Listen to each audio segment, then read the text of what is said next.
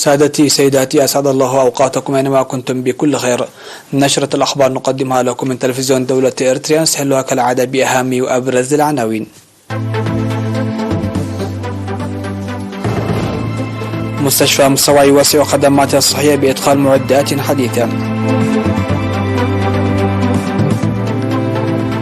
الدراسة تسير جيدا في مدرسة ورساي كالو بيساوا.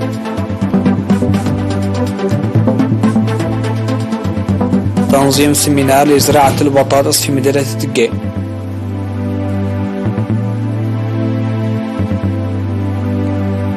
عشرات القتلى والجرحى في قصف إيراني على كردستان العراق.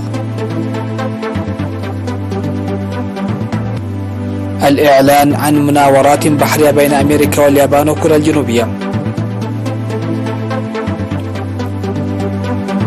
ونيكاراغوا تطرد سفيرة الاتحاد الأوروبي.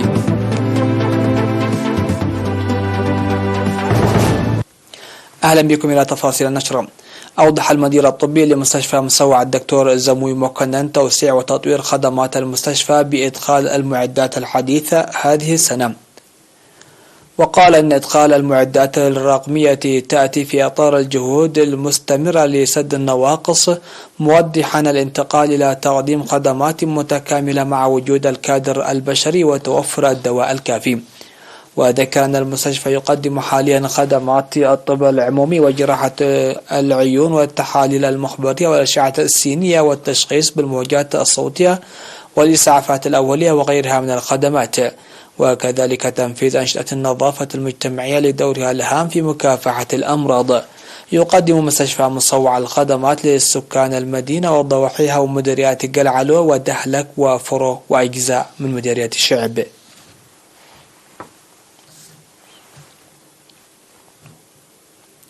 قال مدير مدرسة ورساي كالو في ساوا الأستاذ عصام قبر هوته إن العملية التعليمية في العام الدراسي 2022 و2023 تسير جيدا منذ بدئها قبل شهرين. وأوضح وجود 400 معلم في المدرسة، مشيرا إلى تقديم التعليم الإضافي في سكن الطلاب إلى جانب التعليم المنتظم. وذكر وجود مكتبة لمراجعة الطلاب، مشيرا إلى وجود برنامج لفتح مكتبة في مسكن الطلاب الذكور كالمكتبة المفتوحة في مسكن الطالبات. وأشاد الطلاب بتفاني واهتمام المعلمين ويدرسون باهتمام للنجاح في امتحانات الشهادة الوطنية للمرحلة الثانوية، مستفيدين من كل المستلزمات التعليمية المتوفرة.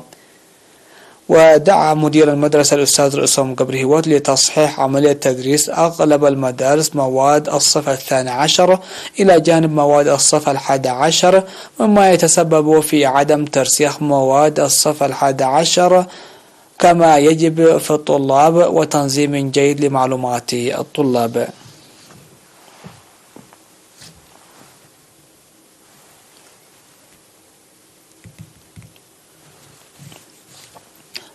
نظمت وزارة الزراعة سيمينارا لأصحاب البساتين في مدينة دقة بهدف إدخال زراعة البطاطس.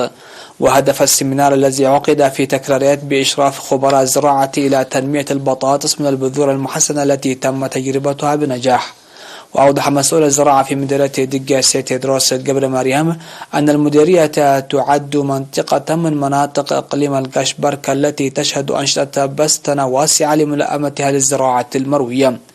وذكر وجود برنامج لزراعة بذور البطاطس المحسنة في مساحة 10 هكتار للتجربة، داعيا أصحاب البساتين المختارين تنفيذ الإرشادات خبراء الزراعة.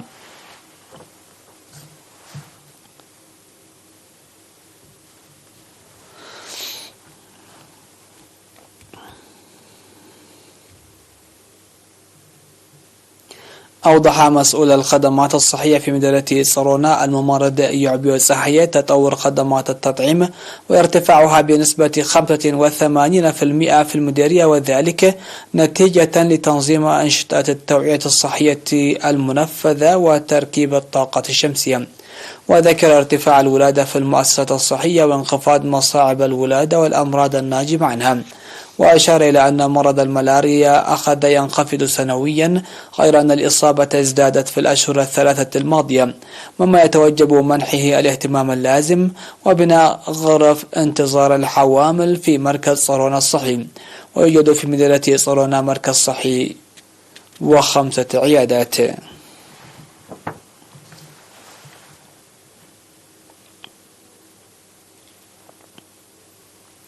نشرتنا لا زالت مستمرة من الفضائية الإريترية، لكن بعد الفاصل.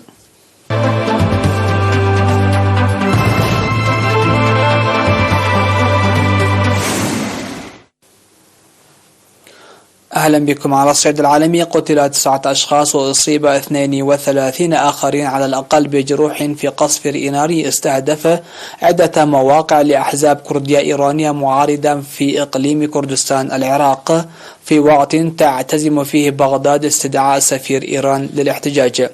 وأعلنت وزارة الصحة في حكومة إقليم كردستان العراق في بيان لها أن 9 أشخاص قتلوا وأصيب 32 آخرون بجروح. وأدانت حكومة كردستان القصف الإيراني مشيرة إلى خروقات وانتهاكات متكررة لسيادة أراضي إقليم كردستان. وجاء القصف الإيراني بعد ما اتهمت السلطات الإيرانية معارضي إيرانيين مسلحين من الأكراد بالضلوع في الاضطرابات المستمرة في البلاد، لا سيما في شمال غرب البلاد، حيث يعيش معظم أكراد إيران البالغ عددهم نحو 10 ملايين نسمة. وردا على ذلك، أعلنت الخارجية العراقية في بيان صادر عن المتحدث باسمها أن بغداد تعتزم استدعاء السفير الإيراني في العراق، تعبيرا عن الاحتجاج على قصف استهدف مناطق عدة في إقليم كردستان في شمال البلاد.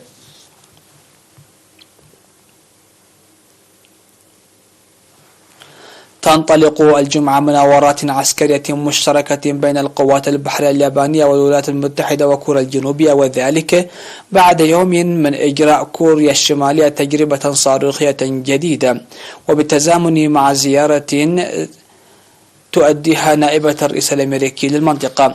وقالت قوات الدفاع الذاتي اليابانية إن بحرية اليابان ستشارك في مناورات عسكرية مع الولايات المتحدة وكوريا الجنوبية. وأضافت أن المناورات تشمل تدريبات مضادة للغواصات وستجرى في بحر اليابان الذي تسميه كوريا الجنوبية البحر الشرقي. وقالت كوريا الجنوبية في وقت سابق إن كوريا الشمالية أطلقت صاروخين باليستيين قصيري المدى قبالة ساحلها الشرقي. وفي سياق متصل، وصلت كاميلا هاريس نائبة الرئيس الأمريكي إلى كوريا الجنوبية في زيارة تهدف إلى تأكيد قوة تحالف واشنطن مع سول.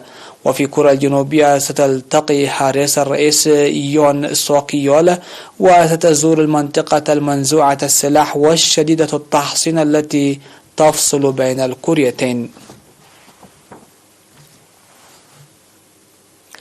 أبلغ وزير خارجية نيكاراغوا دينيس سفيرة الاتحاد الأوروبي في العاصمة ماناغوا أن حكومته قررت طردها من البلاد. ونقلت وكالة الصحافة الفرنسية عن مصدر دبلوماسي أن موشايت التي تولت منصبها في ماناغوا في أكتوبر 2021 استدعيت إلى مقر وزارة الخارجية، حيث تلا على مسامعها الوزير مونكادا قرار طردها من بلاده. ووفقا لوسائل الإعلام هذه، فإن البيان الذي أدلى به ممثل الاتحاد الأوروبي أمام مجلس حقوق الإنسان طالب فيه حكومة نيكاراغوا بإعادة إرساء الديمقراطية في البلاد أثار غضب ماناغوا.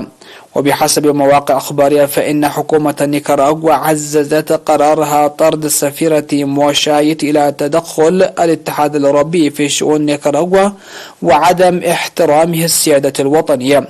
وخلال السنوات الأربع الماضية، فرض الاتحاد الأوروبي والولايات المتحدة سلسلة عقوبات على نيكاراغوا ومسؤولين فيها، في خطوة عزتها بروكسل وواشنطن بشكل خاص إلى انتهاكات حقوق الإنسان في هذا البلد. الخبر الأخير في هذه النشرة: حطمت الأنهار الجليدية السويسرية في 2022 الأرقام القياسية على صعيد سرعة الذوبان جراء التأثير المزدوج للجفاف في الشتاء وموجة الحر الصيفية القوية في انعكاس جلي ومباشر للتغير المناخي. وفقدت هذه الأنهار الجليدية 3 كيلومترات مكعبة من الجليد، ما يوازي 6% من إجمالي كتلتها في البلاد. وأوضح مدير الشبكة السويسرية للبيانات الجليدية ماتياس هاس المسؤول عن متابعة الملف من غير الممكن إبطاء الذوبان على المدى القصير. وبحسب تقرير نشرته اللجنة الحكومية الدولية المعنية بتغير المناخ، في الربيع يشكل الذوبان الجليد والثلوج أحد التهديدات الكبرى الناجمة عن الاحترار المناخي. وأشار الخبراء السويسريون إلى أن الأضرار كانت كارثية على الأنهار الجليدية الصغيرة، فبعد إعلان انحسارها بالكامل عام 2019 باتت مجلدة بيزل في شرق البلاد على شفر الزوال التام.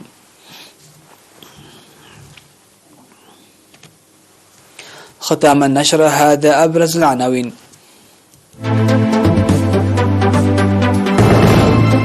مستشفى مستوى يوسع خدمات الصحية بإدخال معدات حديثة. الدراسة تسير جيدا في مدرسة وارسايكا بسوا. تنظيم سيمينار لزراعة البطاطس في مدينة دقي.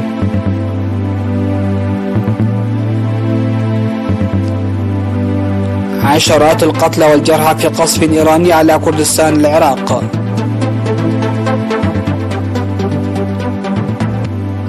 الإعلان عن مناورات بحرية بين أمريكا واليابان وكوريا الجنوبية. ونيكاراغوا تطرد سفيرة الاتحاد الأوروبي.